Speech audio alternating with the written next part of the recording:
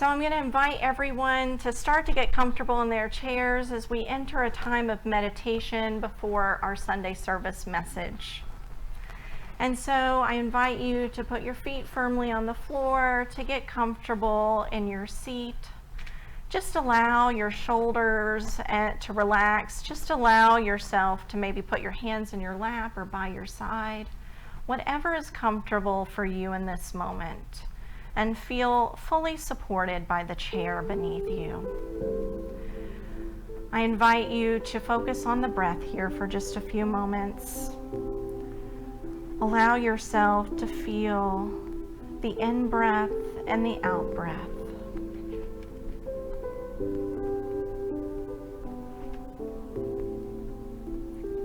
Breathing in, I breathe in the light of God. Breathing out, I breathe out peace.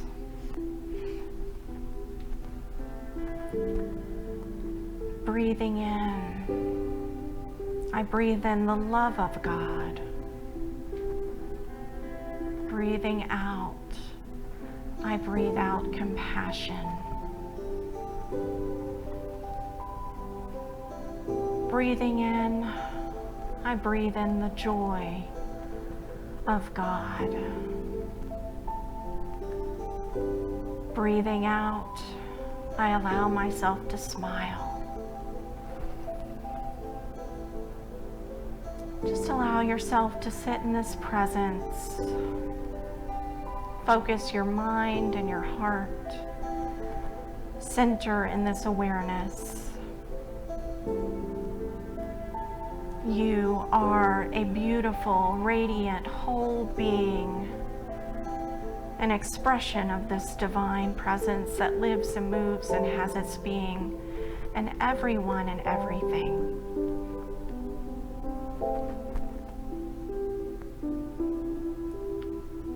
Allow yourself to sit in this presence.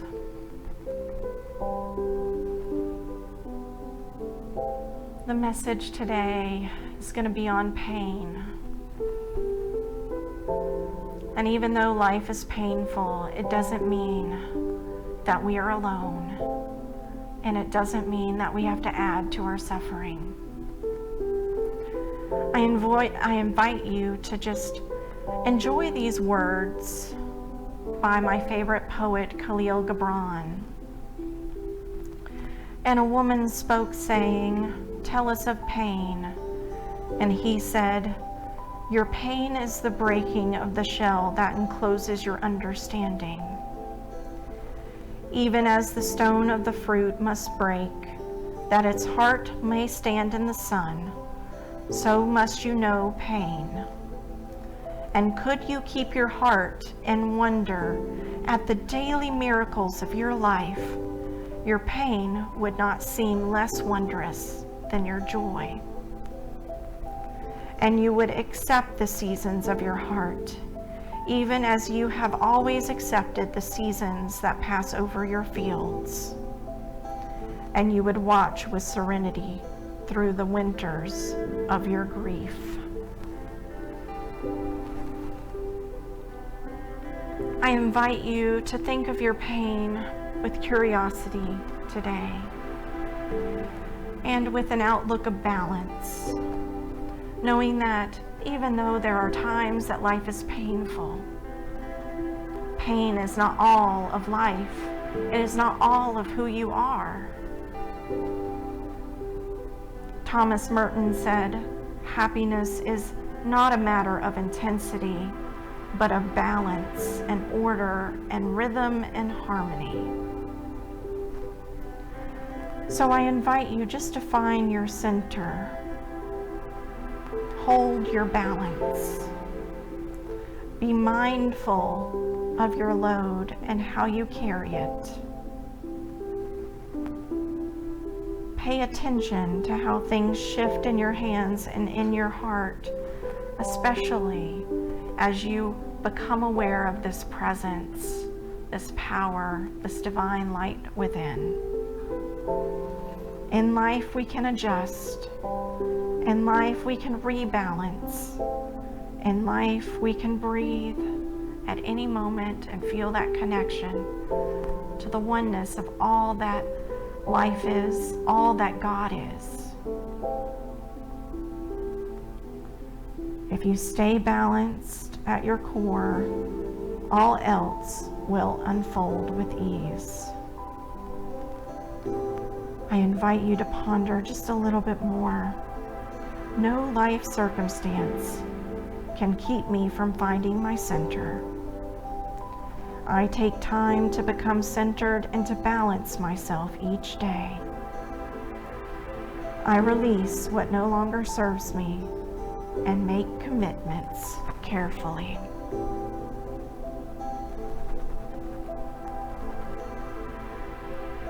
Spend a few more moments in this loving presence, holding any pain that you might be experiencing, any suffering you might be experiencing, with equanimity and grace, love and compassion, knowing all is in divine order. All is a part of this beautiful thing that we call life. As we enter the silence for just a few moments, enter the silence.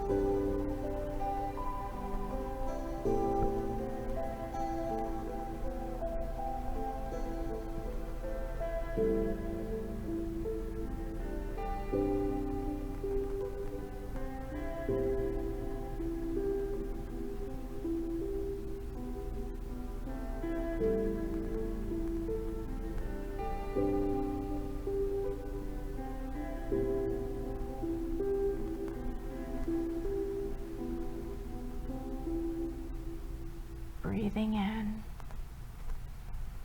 let us affirm, I am a beautiful, radiant, whole expression of God.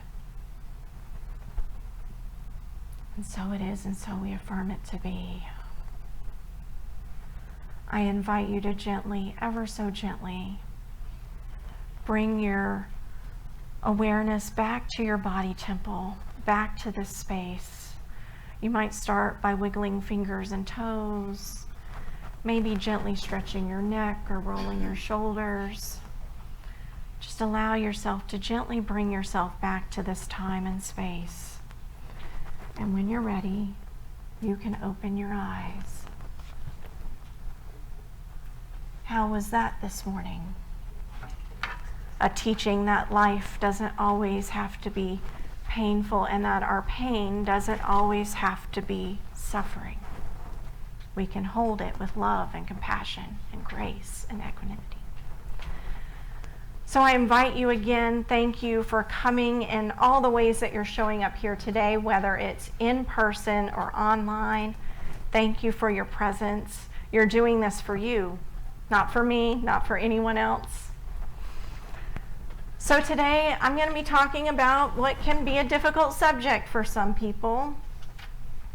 And in this book, we have still a couple copies left in the back, and we're about to conclude at the end of the month our study of this book, Presence and Potential by Martha Creek. Martha Creek invites us to accept that pain, tension, and suffering are part of the human learning process. So I wanted to start today by asking, what is suffering? Now, many of you probably have different religious and spiritual backgrounds that you're bringing here today. So you might have a different understanding of what suffering means. In the broader sense, more generally, based on the different spiritual traditions, we can think of it as related to our sense consciousness as the human form the sensations that we take in from the outside world and the emotions and the mental thoughts that we hold that can cause us suffering, especially if it's a painful stimulation, right? If it's something that causes us discomfort, displeasure. Now, in Buddhism, they have a slightly different viewpoint of suffering. They call this term dukkha. And it relates not just to the sorrow and the deep kind of suffering. It embraces all forms of suffering, the nuances from unease and dissatisfaction to sorrow and deeper pain of loss, to craving and to wanting and desiring and clinging to that which you can't have. Now, suffering is just the first of the Four Noble Truths. They don't end with life is suffering. That's not how Buddhists see it. They say, hey, there are causes of suffering, there's an end to suffering, and there's a pathway out of suffering. They call that the Noble Eightfold Path. Now, Buddhists see the origins of suffering not just as loss, illness, death, old age. They also see it as the result of our clinging, our desiring, our attachment to not wanting things to change. And guess what? Life is change. Now, this is slightly different from the view that traditional Christianity takes, and I'm going to talk a little bit about traditional Christianity because traditional Christianity paints us as being judged by God, and therefore we are deserving of our suffering until such time that we reach the afterlife and can get out of suffering. The book of Acts sums this up in chapter 14:22. It states, through many tribulations we must enter the kingdom of God. Tribulations here, God there. Well, that doesn't sound very unity, does it? But I want to talk about this because traditional Christianity holds a view that you may have carried along into today. You may have been raised in this view. You may still carry this belief system, even subconsciously, that you are somehow deserving of your suffering. And I just bring awareness to this. It's up to you to shift it, but I bring awareness to it. But it's more than that. The Christian scriptures talk about the nuances of suffering. In 2 Corinthians, there's a letter that's attributed to both the Apostle Paul and his assistant Timothy, and it states, quote, we are afflicted in every way, but not crushed, perplexed, but not driven to despair, persecuted, but not forsaken, struck down, but not destroyed. I don't know about you, it speaks to suffering, but it also speaks to something else. Hope. Not crushed, not driven to despair, not forsaken, not destroyed. You can find glimmers of this idea through the Christian scriptures, that it's not just how traditional Christianity unfolds this idea of suffering. There's more to it. So in unity, we take a little bit different viewpoint. Now, if you've ever read Emily Cady's Lessons in Truth, very early Christian and very early unity thinker, and she published a work that became the preliminary unity textbook for many years. And she saw suffering as the erroneous belief that we are, quote, in bondage to the flesh and the things of the flesh. This false belief that we are separate from God, and it's when we forget that spiritual nature, that we are spiritual beings having a human experience, this creates a lot of our suffering. Now, like Buddhism, I like to think we in unity believe that suffering, particularly emotional and mental suffering, can be reduced. Certainly, there are early unity thinkers, probably still unity thinkers today, probably still those of you in this crowd who believe that not only can it be reduced, it can be eliminated. Maybe not in this lifetime, maybe the next lifetime, maybe a lifetime after that, depending on your spiritual beliefs. But here's the thing, we can shift our understanding to reduce our suffering.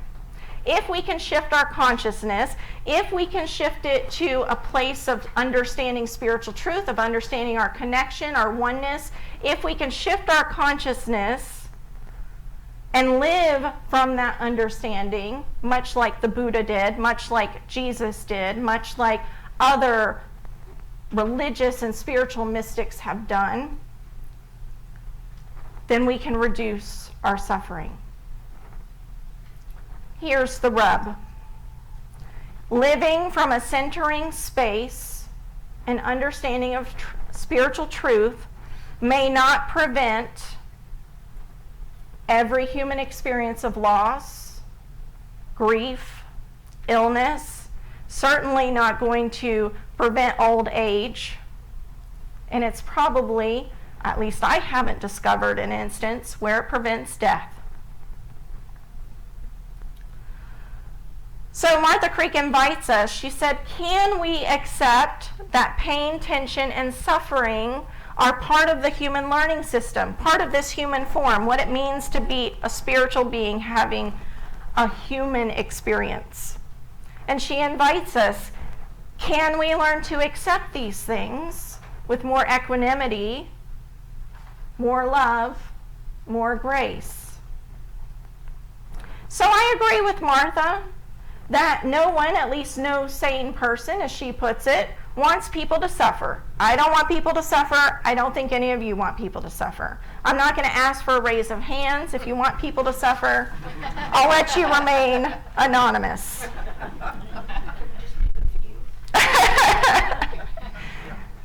But it does appear through our lifetime, through the experience that we've had, that suffering is part of this human condition.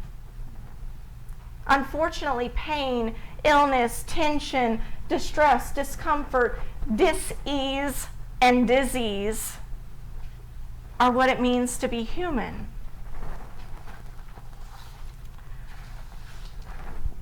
But I also agree that we can compound our suffering, that we can wallow in our suffering, we can only focus on our pain, get caught up in these negative cycles of emotion and thought and emotion, that you are a victim, and we can make it worse. We can suffer when we don't address the root of our pain. And if we allow that painful consciousness to take over. Now, I've had a couple weeks to ponder this message today, and I've often pondered this Buddhist concept of suffering. So I've often wondered if I would want to live this life without suffering. And I'm not sure I would. Here's why. Because with loss comes love, and with love comes loss. And I wouldn't want to live without love. Sure, I think it's easy to say we don't want people to suffer, that we don't want ourselves to suffer, others to suffer, and certainly I'm not advocating for suffering. However, when I look back at my own life, the challenges, the trials, the tribulations I've experienced, they've made me who I am. They've shaped who I am today. And I'm not sure I'd want to change that. Maybe you would. You can only answer that for yourself. But I'm here today in front of all of you because of the choices, all the experiences that I've had up through today. Pleasant experiences, joyful experiences, exciting experiences, loving experiences, and yes, even painful, hurtful experiences have made me who I am today. Who I am today is beautiful, radiant, and whole, even if I had to wade through some difficult experiences to get here. And this is something I want you to understand. Who you are is beautiful, radiant, and whole, even if you had to wade through some very difficult experiences to get here, even if you're continuing to wade through difficult experiences. Khalil Gibran, my favorite poet, puts it this way, quote, "When you are joyous, look deep into your heart, and you shall find it is only that which has given you sorrow that is giving you joy. And when you are sorrowful, look again in your heart, and you shall see that in truth you are weeping for that which has been your delight." Our joy is tied to our loss. Our loss is tied to our love. We can't separate these things. Would we want to? All of our experiences, whether we want to call them good or bad, positive, negative, pleasant or unpleasant, joyful or painful, are intertwined into this beautiful experience we call life.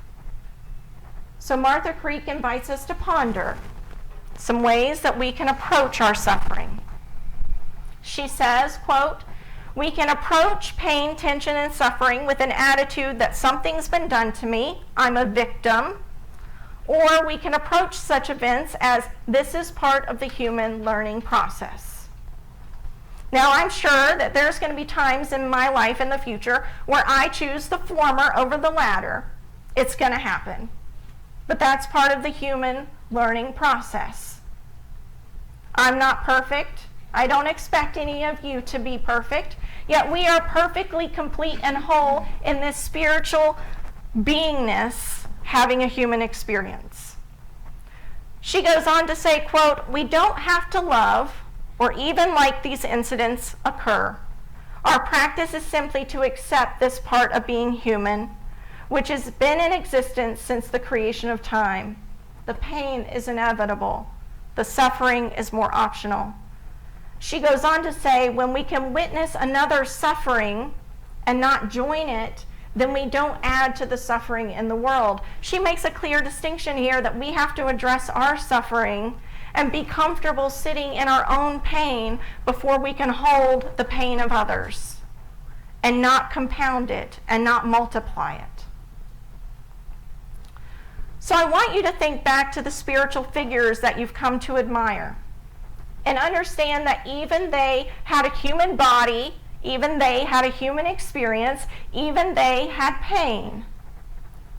Whether you're talking about the historical Buddha, Siddhartha Gautama, Jesus of Nazareth, Mother Teresa, Thomas Merton, Thich Nhat Hanh, the late Reverend John Shelby Spong, the Dalai Lama. All these people have talked about their suffering, have talked about their pain and how pain is part of this beautiful human experience that we get to have. So if you look at the historical Buddha, Siddhartha Gautama, not only was he purported to have suffered before his enlightenment, there's the time that he was under the Bodhi tree, and before that he went through lots of periods of going to the extremes to try to reach enlightenment, and it was finally that he became balanced that he found enlightenment. But he also experienced pain and illness after enlightenment. In his final days, as he was begging for food, somebody gave him meat that he knew was not ideal, that he knew was not good anymore. And rather than offend that person, he took it and he ate it. And he ended up having a really painful experience and died, so the story says. If you think about Jesus of Nazareth, he has the challenge of being tempted in the wilderness by erroneous beliefs. We can metaphysically think of that as being the symbol of the devil that supposedly came to tempt him in that time during his 40 days. So he struggled with these concepts as well. It's purported that he suffered not just because of his beliefs, but in wanting to voice his beliefs. That people wanted him to quit voicing his beliefs. And in the various tales or various versions of the crucifixion, we know that he also died painfully on the cross. Our spiritual pathway isn't and won't exempt us from pain, tension, and suffering. The sooner we accept that, the less suffering we'll have. Our spiritual pathway, though, can allow us to face these experiences with strength, grace, compassion, love, non-resistance, equanimity. Our spiritual pathway can help us learn how not to wallow, how not to get ourselves stuck in these painful experiences, how to process them, how to start to let them go, so that we're not compounding our pain and our suffering. Our spiritual pathway can teach us to center ourselves in this divine presence through practices like prayer, meditation, contemplation, self-awareness, reflection.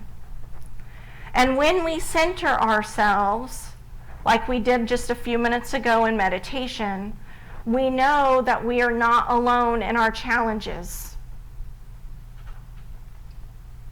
Our spiritual pathway assists us in changing our consciousness, our perspective. We have this beautiful, amazing thing in our heads called a brain. And this mind that you possess can make new choices. You can make new neural connections.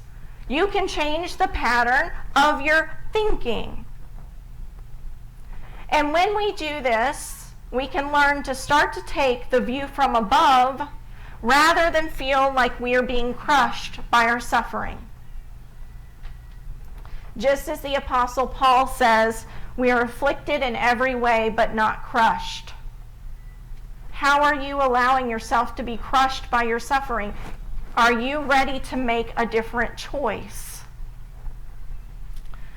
Now, for those who have been joining me in our spiritual economics class, they'll kind of know this quote. I'm going to share it with the rest of you anyways. Reverend Eric Butterworth puts it this way: "It is a powerful insight to live by.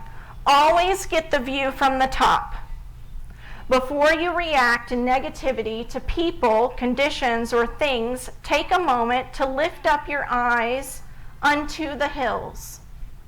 Contemplate all the changing, challenging experiences from the highest possible point of view. Regardless of the appearances of conflicts and limitation, see all things from the awareness of the allness of life and the ever-presence of substance." What an invitation. See all things from the awareness of life, the allness of life, and the ever-presence of substance. While physical, mental, and emotional pain might be inevitable, we do have a choice. Do we compound this pain by thinking only of our pain? Do we wallow in our pain? Do we multiply our pain? Or do we hold to spiritual truth? Do we see ourselves as spiritual beings having a human experience so that we can see that we are greater than our pain, that we are beyond our pain? Pain is not all of who we are. Now, just like you, I'm a spiritual being having a human experience. Just like you, I feel pain and heartache, tension and turmoil, anxiety and fear. Just like you, I experience change and challenge and loss and, yes, grief. Just like you, I experience illness, aging, and just like you, someday I will experience the end of this physical form. Yet, just like you, I have a choice. Do I see myself as a victim, having life's burdens crushing me from above? Or do I see myself as a beautiful, radiant, whole, spiritual being, co-creating in this beautiful existence we call life? All of it. Can I see past the pain to see the beauty in this creation?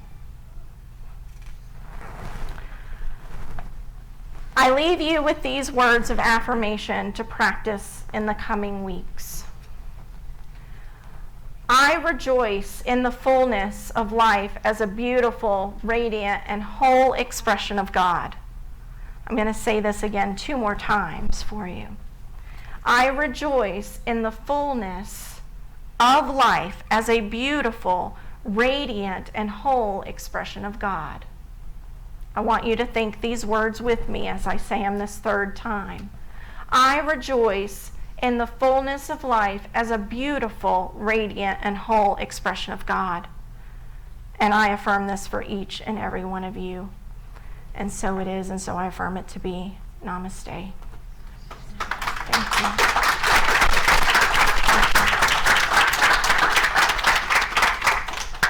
If you were inspired by today's message, we're going to enter our time of giving back to our community.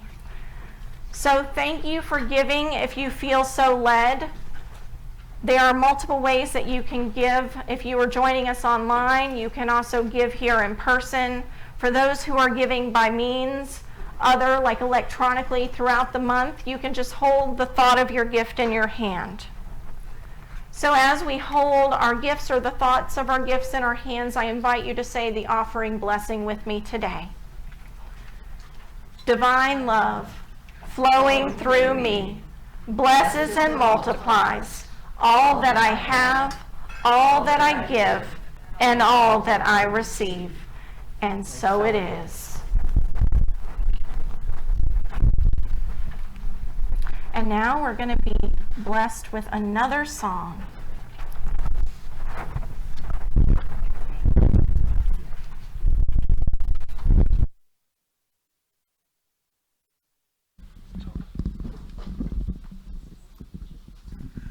So we have some of our other Unity singers with us, Ann and Brian. And our blessing song is called In the Stillness. And we invite you to sing along with us. In the stillness of this moment, there is peace, there is peace. In the stillness of this moment, there is peace, there is peace. And I rest and trust and breathe and know that in the stillness of this moment there is peace. In the stillness of this moment we are one, we are one. In the stillness of this moment we are one, we are one. And we rest and trust and breathe and know that in the stillness of this moment we are one. Thank you. Thank you all for joining us today. Thank you, Melissa. Wonderful message. We appreciate you so much. And thank you, Rose, for platforming for us today. Thank you to the Unity Singers. I notice we have several visitors with us today, and of course we invite all of you to stay with us after this service for the food and the fellowship. And so we're ready to join